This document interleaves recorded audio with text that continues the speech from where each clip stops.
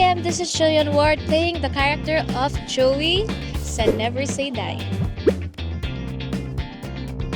My mama, well, tinan nyo naman, nandito si mama ngayon, todo support.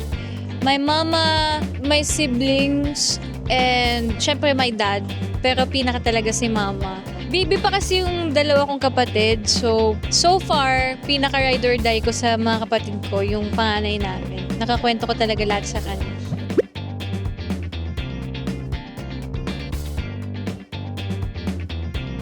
Actually, kinakabahan din ako kasi first time ko magpe-play ng role ng isang vlogger talaga. So, ako open ako sa kung ano mang constructive criticism na ibibigay nila para mas ma-portray ko pa ng maayos yung character ko.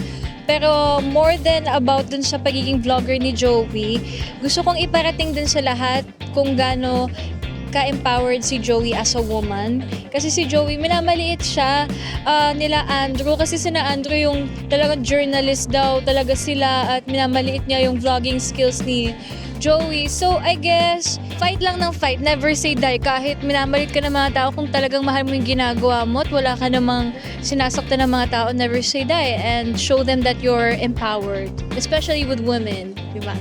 Conquer your fears, your anxiety kapag nasa public eye kayo, kumbaga. Kasi nakakakaba talaga kapag alam niyo maraming nakikinig sa inyo or nakatingin sa inyo. Tandaan niyo lang kung bakit nyo ginagawa yung ginagawa ninyo at dapat yun yung manaig more than yung natatakot kayo sa kung ano sasabihin ng mga ibang tao sa inyo.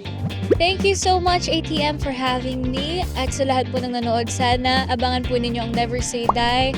8:55 PM po yan sa GMA Prime. Marami po kayong matututunan, especially sa mga kabataan po dyan. Mabubuksan talaga yung mga mata ninyo sa mga nangyayari sa bansa natin. And I hope na we all fight for justice at maging inspirational talaga tong show na to para maging mas empowered pa tayo sa ating mga beliefs. Walang atras para sa hustisya at katotohanan. Hindi ka naman makakatakas eh! Sisiguraduhin naming may mananagot. Never Say Die!